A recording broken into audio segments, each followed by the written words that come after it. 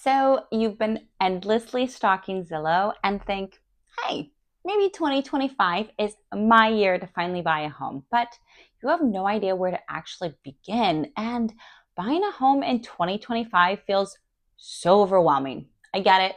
It's probably the biggest purchase you'll ever make. And no one wants to end up house poor or drowning in hidden cost.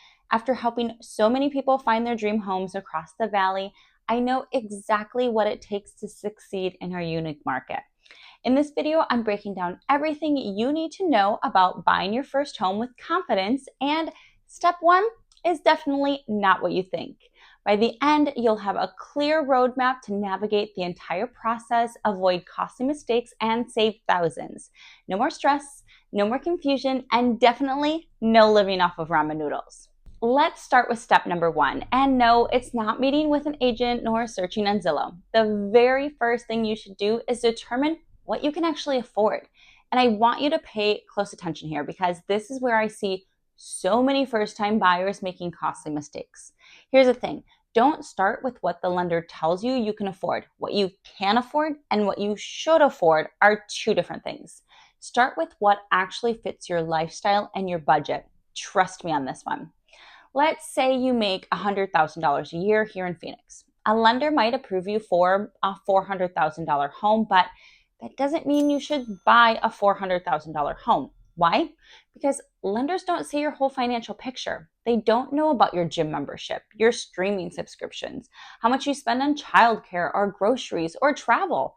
While they review your debts for things like credit cards, student loans, and car payment, they aren't looking at your day-to-day living. You also want to make sure you're keeping in mind any Phoenix specific bills you may have, like your summer utility bills are going to be significantly higher than what you might be used to if you're coming from out of state or a smaller apartment. If you're buying a home with a pool, you need to budget for pool maintenance. And don't forget about HOA fees. Many of our communities have them and they can range from $50 to several $100s per month. So here's my rule of thumb. Your monthly mortgage payment should ideally be no more than 28% of your gross monthly income. But that's not the whole story. You need to factor in property taxes, homeowners insurance, and those Phoenix specific expenses I just mentioned. Take some time to really crunch these numbers before you start house hunting. Trust me, your future self will thank you when you don't have to scale back your lifestyle just to afford your home. If you want some help with this step, be sure to check out the link in the description below for my Don't Be House Poor guide. Now, let's move on to step two, finding the right real estate agent. And this is crucial because in Phoenix's unique market, you need someone who really knows their stuff. I'm not just talking about someone who can open doors and write contracts. When you're looking for an agent, ask for recommendation from friends and family who have recently bought. But don't stop there. Interview at least 2 or 3 agents. A knowledgeable agent is your secret weapon in the home buying process. They'll guide you through each step, help you avoid pitfalls, and navigate on your behalf. Ask them specific questions about their experience with first-time buyers because, quite frankly, not everyone has the communication skills or patience to work with first-time buyers. This is a huge investment and complex process. You need someone who can break it down in a way that makes sense to you. Make sure to ask about their knowledge of different Phoenix neighborhoods that you're looking in because this can cost you thousands. For example, while the homes in Central Phoenix can have beautiful historic charm, they are known for having sewer line issues because they're so old.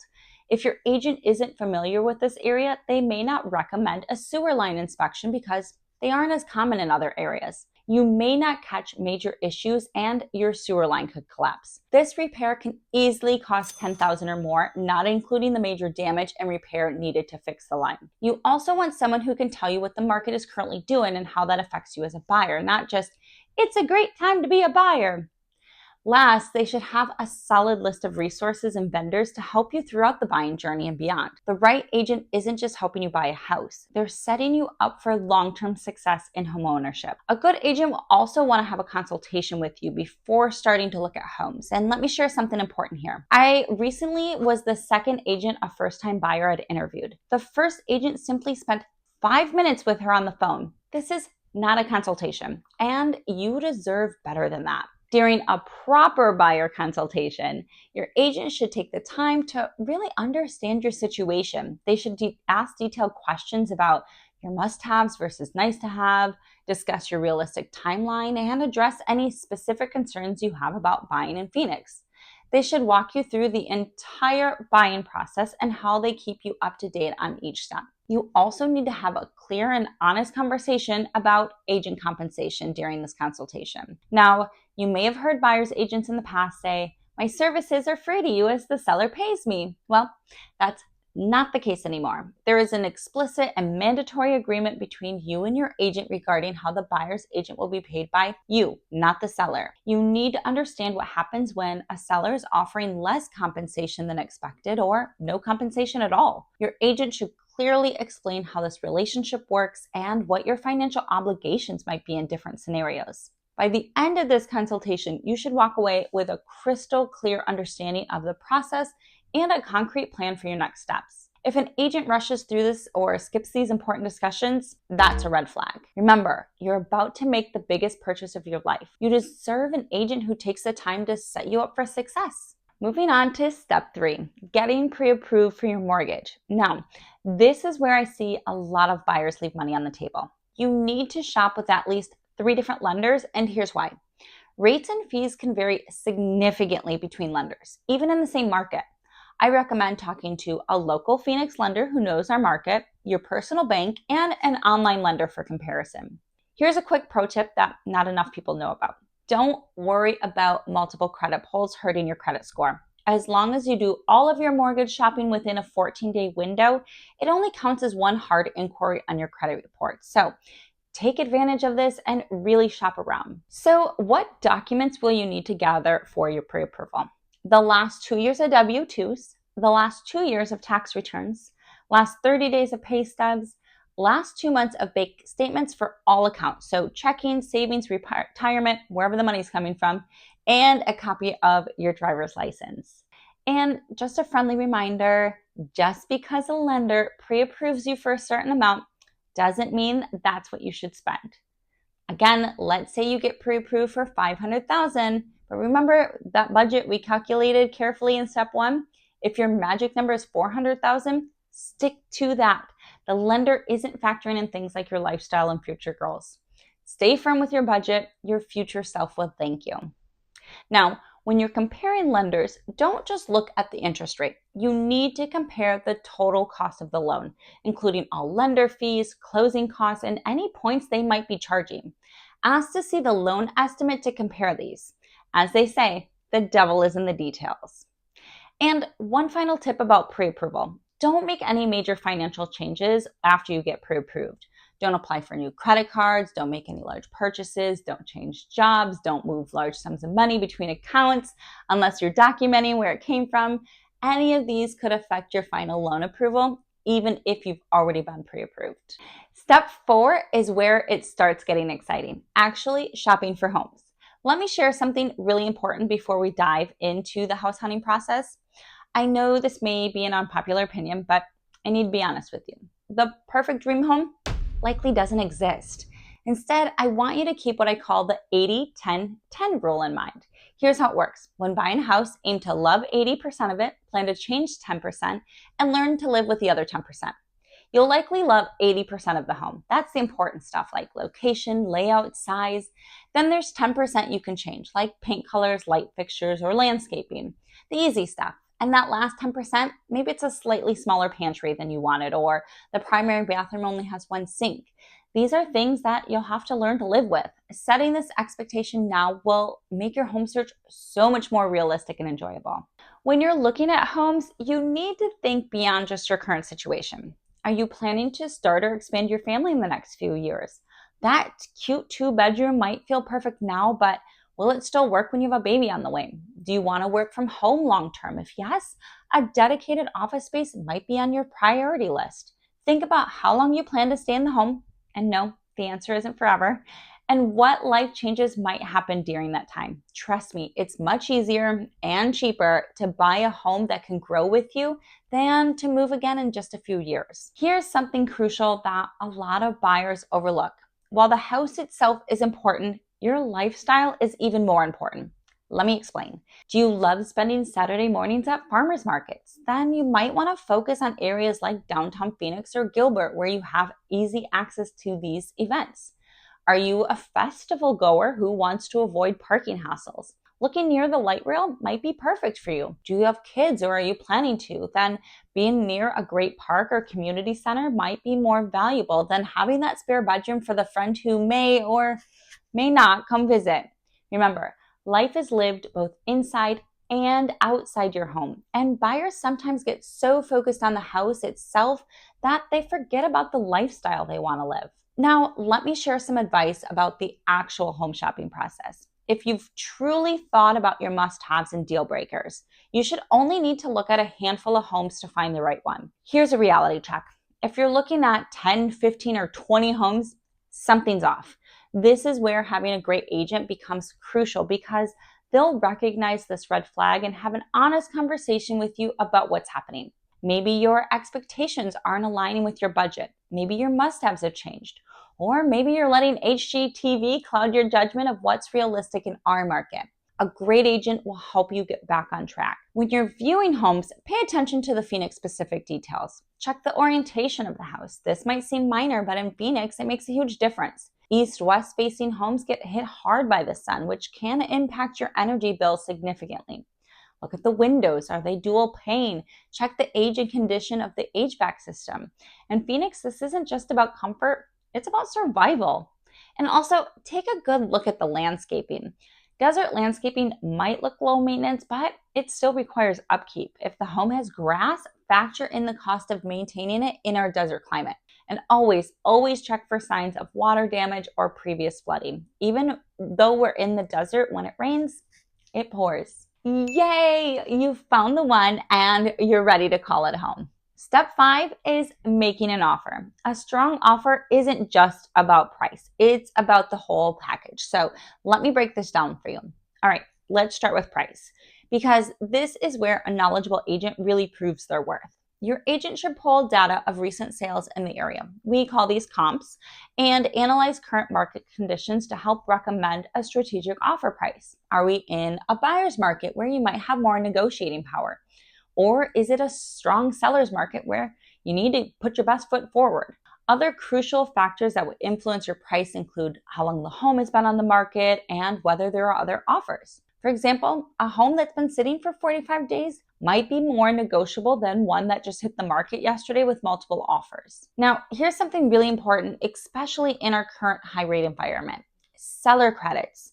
This is where you can ask the seller to contribute a certain dollar amount or percentage toward your closing costs or even to buy down your interest rate. Let's say you're offering $400,000 on a home. You might ask for 2% credit or $8,000 that you could use to temporarily buy down your rate or cover closing costs. This can be a game changer for your monthly payments. And in some cases, it might make more sense to offer a slightly higher purchase price in exchange for these credits. Your lender can help you run the numbers to see what makes the most sense for your situation. So beyond price and seller credits, there are several other areas where you might have room to negotiate. For example, the closing date. Sellers may favor a quicker closing or a delayed one depending on their circumstances. So flexibility here can strengthen your offer. Then you have your due diligence timeframe. This is the timeframe you have to inspect the property and ask for repairs. A shorter due diligence period can appeal to sellers while still giving you enough time for thorough inspections. You can also request that the seller pays for a home warranty to cover certain repairs during your first year of home ownership. In some cases, the seller can cover HOA transfer or capital improvement fees. Agent compensation. This is something your agent should discuss with you upfront. And don't assume things like washer, dryer, fridge are included. Make sure they're explicitly part of the offer if you want them. You'll need to typically put down earnest money, which in Phoenix is usually 1% of the purchase price. This shows the seller that you're serious about the purchase. Think of it as a good faith deposit that will ultimately go towards your down payment. Now, this is the part that can be really hard for buyers. Sometimes we might go through several rounds of negotiation before reaching an agreement that works for everyone. Remember, this is totally normal. It's just part of the process of finding that sweet spot where both buyer and seller feel good about moving forward. I know it's tempting to want to beat the seller, but In my experience, creating a win-win situation that works both for you and the seller is how you get to the closing table with everyone happy and ready to move forward. Step 6 is your due diligence period, and this is absolutely crucial. In Phoenix, you typically have 10 days for inspections, and you need to make the most of this time.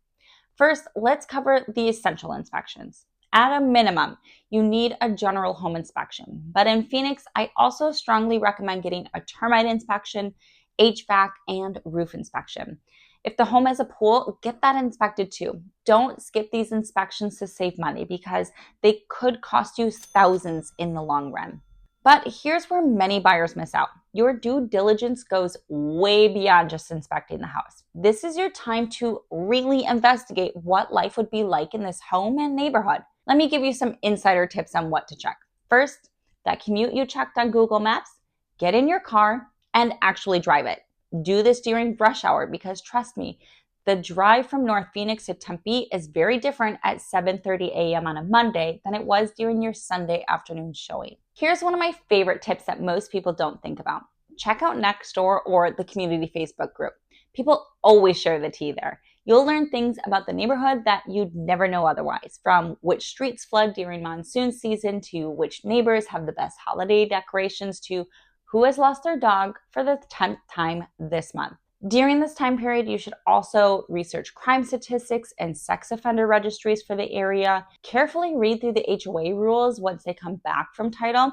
You don't want to find out after closing that you can't park your boat in the driveway. Walk through the neighborhood at different times and different days of the week. Strike up conversations with potential neighbors. They're usually happy to share insights about the area.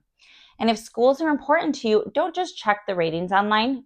Go and visit them in person. Okay. Inspections are done.